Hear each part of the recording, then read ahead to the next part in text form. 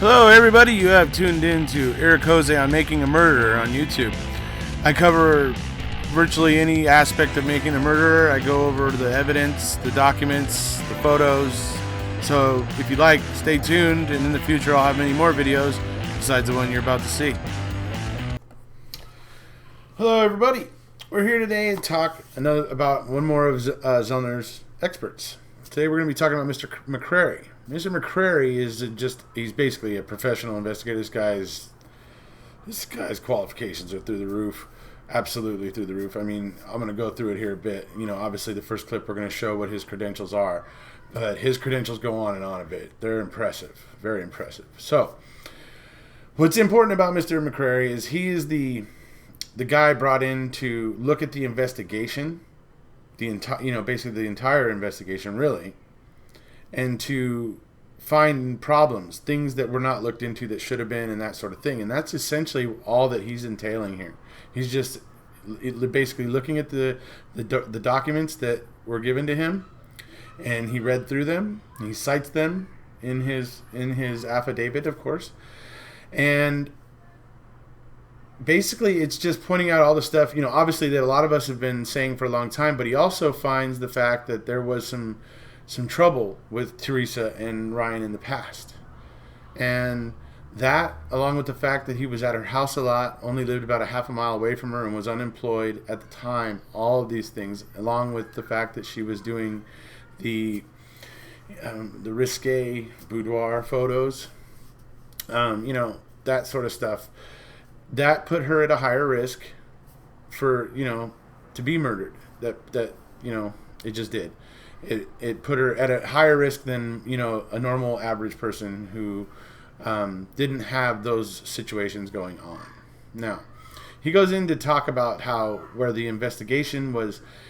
A couple of things he kind of really sticks to is, one thing is he talks about how an investigation should go from a evidence-based investigation, and how and when it should transition to a suspect-based investigation. So, what he gets into here is how this particular investigation went way too quickly from being evidence-based to being suspect-based. And he talks about that a bit, and he talks about another thing called victimology. And he talks about it because this is the way he looks at a case. This is the way he teaches people to look at a case. And wait till you see how many people he teaches. It's amazing. It's quite amazing. Anyways, but this is what he teaches. It's called victimology, where he starts with the victim. He starts with whoever it was that was murdered, and he finds out everything about them first. He finds out everything about their life, who and what and when and how, everything that was around her at the time of the incident. Okay.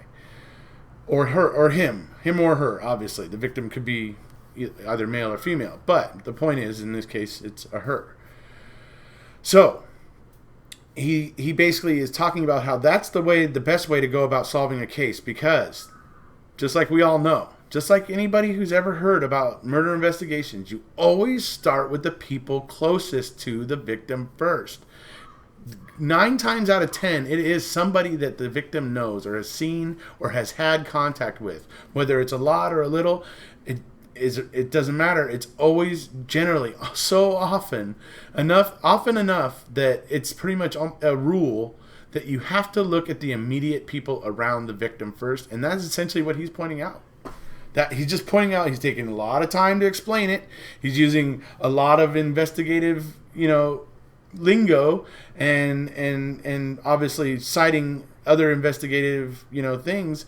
He's basically citing the fact that the way that investigations are supposed to be run is you start with the victim and you work outward, checking out everybody around her. So he basically is just pointing that out, that this investigation just went from evidence-based for maybe a day or two, and then suddenly went from that to suspect-based.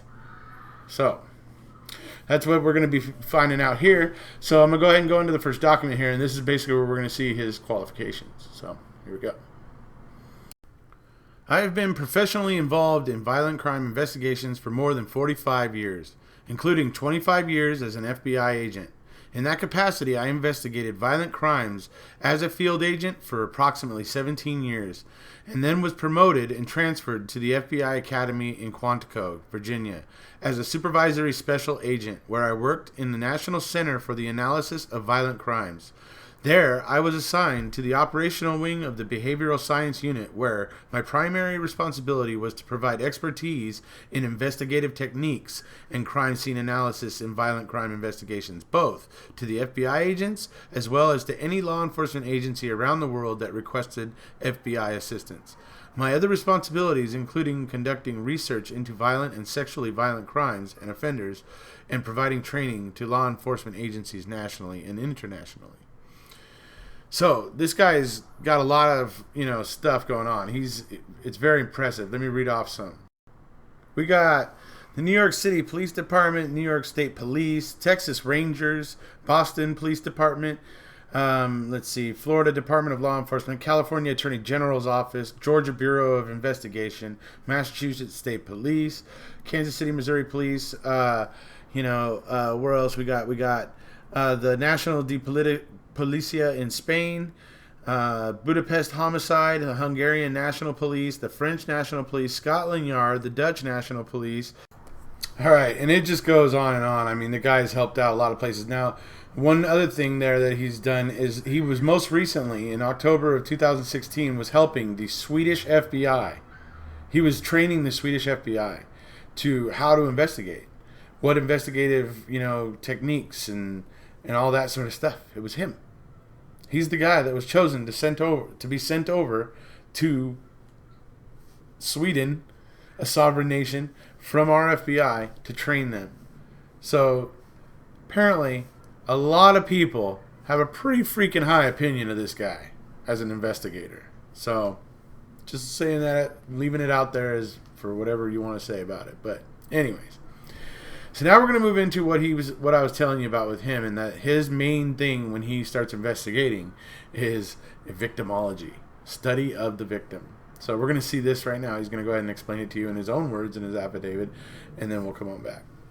I hold the following opinions regarding police practices and investigative procedures to a reasonable degree of professional certainty. Every meaningful analysis of violent crime begins with victimology, i.e., a study of the victim or victims. Victimology is the collection and assessment of all significant information as it relates to the victim and his or her lifestyle, personality, employment, education, friends, habits, hobbies, marital status, relationships, dating history, sexuality, reputation, criminal record, history of alcohol or drugs, physical condition, and neighborhood of residence are all pieces of the mosaic that comprises victimology. The bottom line is, who was the victim and what was going on in his or her life at the time of the event? Was the victim having problems? Had the victim recently expressed any fears? Did the victim express any concerns about his or her security? Was the victim in a relationship? Ascertaining the victimology is the key to any successful investigation, which is interesting because she did express to Tom Pierce she did have somebody bothering her and troubling her. So that's interesting. Okay, so I think there we have officially established that he puts a lot of stock in victimology, and that studying the victim in a case is really more important than anything else, which I think is pretty much the way everybody's taught investigation. But anyways, he's looking at this case as an investigator with 50 years experience at the highest level that you could, an FBI investigator for 17 years, and then moved on to these more, prestigious posts, I guess, or, things that, prestigious jobs or, assignments.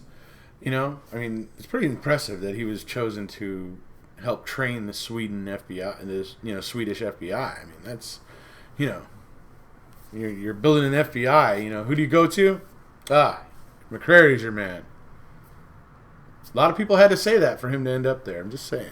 So, now we're going to go into what he's talking about with an investigation, going from a evidence-based investigation to a suspect-based investigation, and how, his criticism in this case as to how quickly that happened. So we're going to go ahead and see what he has to say about that here, and we'll come on back. Moving prematurely from an evidence-driven investigation to a suspect-driven investigation is particularly problematic and a common feature in investigative failures. The attitude becomes, we know who did it, now let's get the evidence that proves it. This type of tunnel vision leads to confirmation bias in searching for and interpreting evidence. Alternate hypotheses are not considered, and alternate suspects not properly investigated. Mrs. Halbach's vehicle was discovered on Mr. Avery's property on November 5th of 2005, and at that point it appears that all investigation into her ex-boyfriend's potential involvement in Miss Halbach's disappearance and death stopped.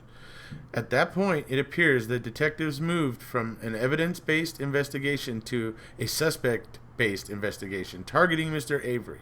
For example, on the morning of November 5th, 2005, shortly after Ms. Halbach's vehicle was found, and 4 days before Mr. Avery's arrest, a Manitowoc County detective was recorded asking if Mr. Avery had been taken into custody yet.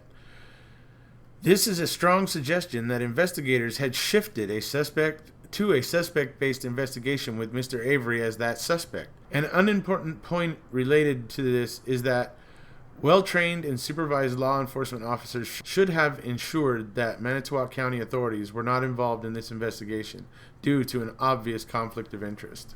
Mr. Avery had filed a $36 million lawsuit against Manitowoc County, alleging that they had wrongfully convicted him for a rape, for which he had served nearly 18 years in prison.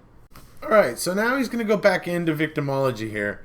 And he's going to explain why Teresa would be at an elevated risk for, violence of this sort. So we're going to go ahead and move into this now, and we'll come on back.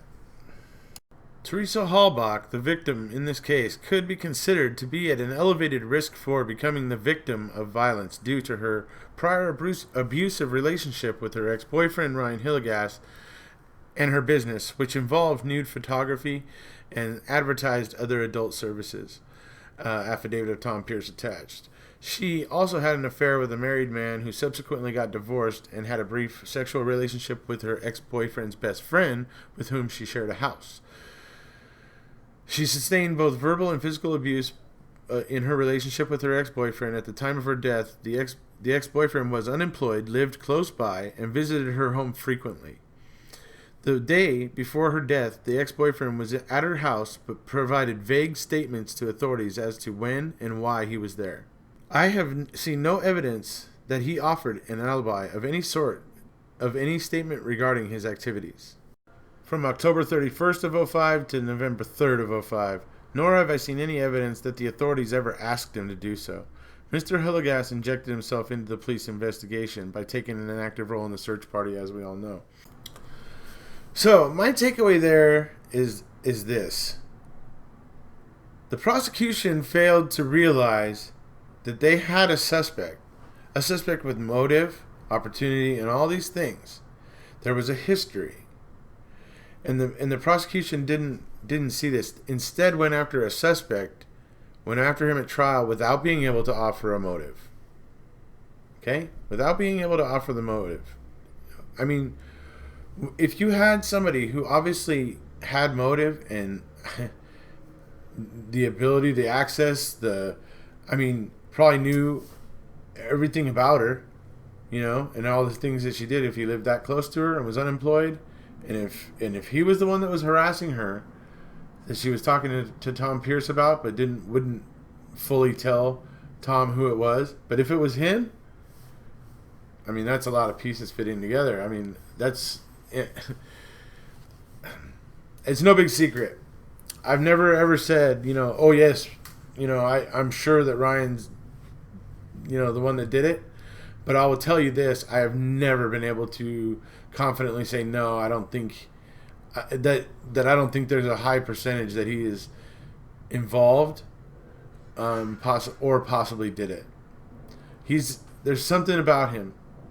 He's dodgy. The way he's so dodgy on the stand, just the vagueness of his memory. It's funny because in one of my videos recently, I actually, had found this piece of press that showed him saying exactly when he had called Teresa's phone, on November 1st and on November 3rd, I believe it was. So, anyways, it had showed, but in court he could only remember one of them. He could only remember the one on the 3rd, or whatever. But so this piece of press showed that he said he called it on the 1st and blah blah blah.